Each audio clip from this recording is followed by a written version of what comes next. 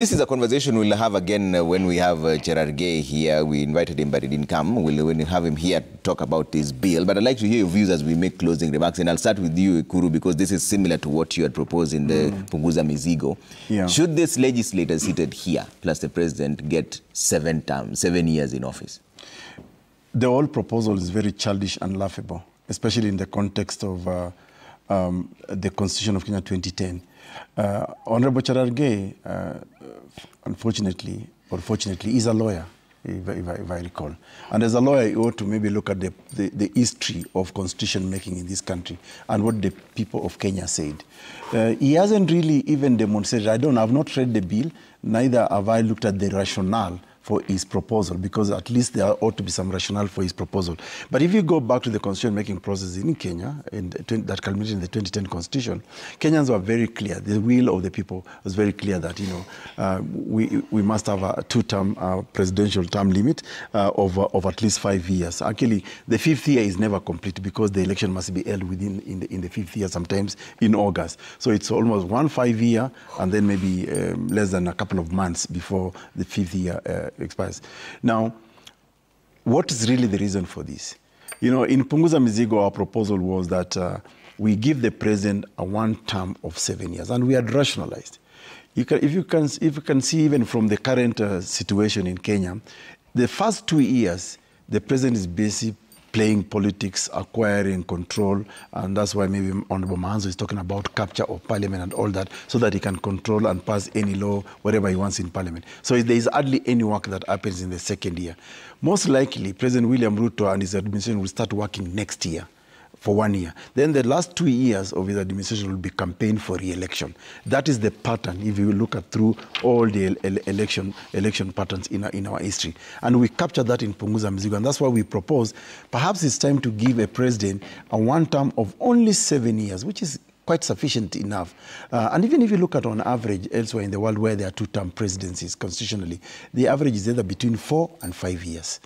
Except maybe perhaps in the case of Rwanda, I think it is 7 years. But on average, it is between 4 and 5 years, including some of the most powerful, successful countries in the world, the United States and whatever, and others, is 4 years. Nobody's complaining about that. So if you do not know what you can do to people in 5 years or in 4 years, then you are not worth even to be in that office.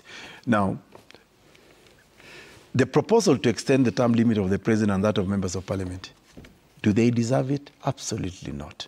Even listening to this table alone, you can even see the infighting between the members of parliament, meaning actually they are hardly work for the people of Kenya. So why should Kenyans reward them with more terms, more salaries, when we can actually see they can't even handle matters disaster? There is even no single motion in parliament today to discuss about this national calamity. So why do these people deserve? But should it sail through, hypothetically? Yeah. When does it take effect? I don't know what he has proposed, when he has proposed. It depends with what maybe transitional clauses in the bill. Like I said, I've not read that bill. As a matter of fact, I'm also tempted not to ever look at it because I think it's nonsensical. It is of no value to the current situation we are in Kenya. In Kenya today, we are dealing with many issues. We are dealing with doctor strike. We are dealing with cash trap in education. We are dealing with floods. We are dealing with many other things, anger, unemployment, and all those things. Yeah. Corruption, theft of public money. These are national priority issues. Okay. Is term limit of a president of a lazy, captured parliament a priority for Kenya right now? Hell no, it is not. And it's a debate we should not even be discussing. And by the way, I'm not afraid to say, shame on you, Cherargei, for suggesting such a motion at a time when Kenyans are actually suffering. Kenyans are dying in our hospitals because doctors are on strike. Yet a government is proposing about, let me tell you, Trevor, a figure here, that the government is proposing about 9.14 billion for chief administrative secretaries, when there are already 2 judgments before the courts that say these positions are unconstitutional. But the government is defying it. They want to spend 9.14 billion for chief administrative secretaries. Now they're talking about extension of term limit. Where are our priorities as legislators? Okay. Ruku, is this a conversation we should have? And when it comes to the floor, will you support it? Trevor, that is Senator Cherargei's opinion. He has a right as a legislator to come up with any bill which he thinks, in his own opinion, can change or can make the government to be more efficient or running of the country to be more efficient. Will you support it when it comes to the from where I stand, this is completely unnecessary registration. There is nobody in the parliament or in executive, that is the president, interested with the 7-year term limit. Okay. Members of parliament are not interested. I am not interested in a term of 7-year term. I know the president is going to serve for 10 years, and after 10 years there will be 5 years. There will be another year. We will re-elect President William Ruto 2027 in a margin that no other president has ever been re-elected. We will see. With such a margin. We will see that. Come 2027. Not with all these flowers. But having said that, it is important to note it is Senator Cherargei's opinion. Okay. We are not concerned about the 7-year term limit. Okay. President William Ruto, I am sure, he is not concerned about extending his term in office. Okay. He is interested in serving Kenyans for 5 years and get another mandate in 2027, which he will get with almost 90 to 95%. Okay. 95%. Of course. Okay. And we'll he will serve up to 2032, and he will retire and go and do other things of national importance, like we'll see what happens. Kenyans together. 2027. Yes, Manzo. Well, I want to say that. Are you interested in the 7-year term? No, not at all. First of all, in Mexico, the presidential term is 7 years and only 1 term. Okay. And I think that's maybe what Cherargei may have wanted to borrow. But when you look at Kenya Kwanza generally, this is their own idea. And therefore, subsequently, it is the idea of the president. It is not Kenya What Kwanza it idea. means It is Cherargei's idea. It's not Kenya Kwanza idea. Cherargei is Kenya Kwanza. No. What it means is that if he's the president's man. Yes, he's the president's man. What it means is that if by some way this legislation goes through and there is a referendum, it means then the president will start 7 years afresh. The 5 years you are going through now will not be counted at all. And that works to about 14, 20, 21 years. 20 years of Ruto regime. If it goes through in a referendum, it will start afresh. Yes, it will start afresh 7 years if it goes through a referendum. And with the sort of thinking like the member for Bere, in a referendum, you still go and vote for it. So therefore, President Ruto should stop this idea, should respect the current constitution. The country, the people need to be served with all the problems we have.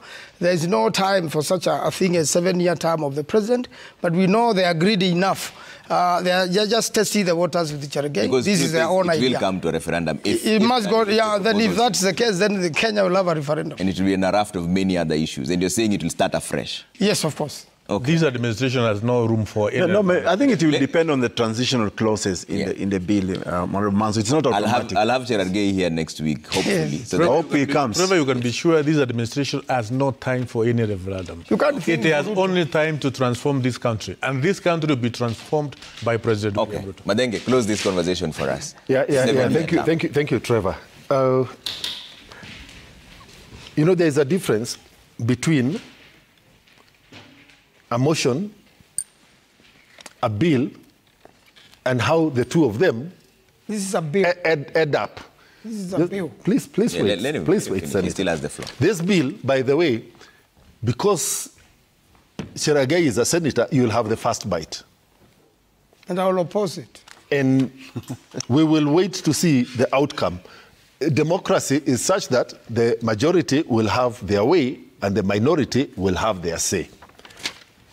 As a Kenya Kwanza and a UDA elected member of parliament, without the fear of contradiction, President William Ruto has not intimated or indicated a desire to serve beyond the provisions of the current constitution.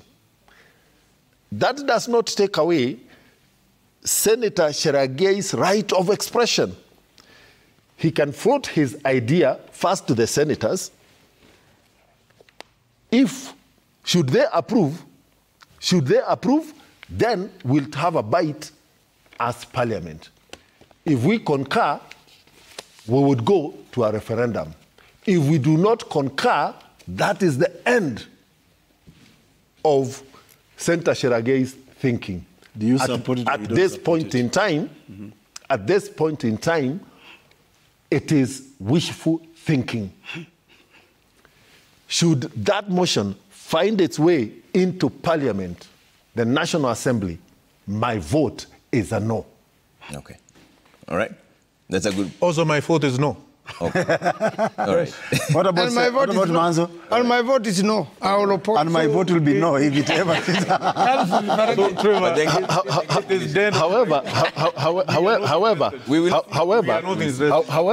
However, Trevor, yes. I also want to discourage Dr.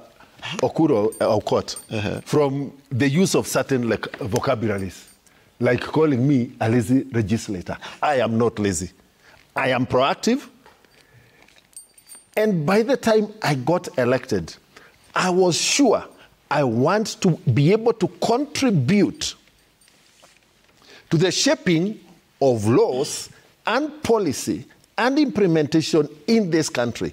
That is the single most basic reason why I first became interested to become a member of Parliament. In my 1.5 years, yes. In my 1.5 years in the legislative space, I have given it my best contribution. But you allowed avocado taxes for your constituency. There are so many things in the 15 years, Senator Maazo, that you have been in Parliament that have been passed. That we can ask you individually to try and account. By force.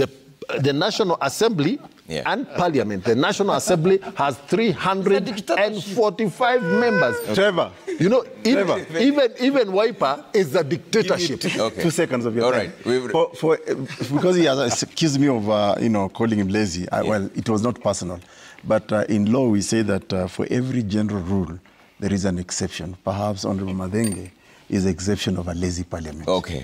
Thank you so much for making time. Honorable Duncan Madenge, Member of Parliament, Nyeri Town. Dr. Dan Manzo, actually it's Dr. Ekuru Aukot, Leader, Third Way Alliance. And Honorable Dan Manzo, Senator Makueni. Honorable Geoffrey Ruku, Bere North, Member of Parliament. Thank you all so much for making time this morning. That has been State of the Nation. Coming up next is Cooking Tips, all right? Bye for now.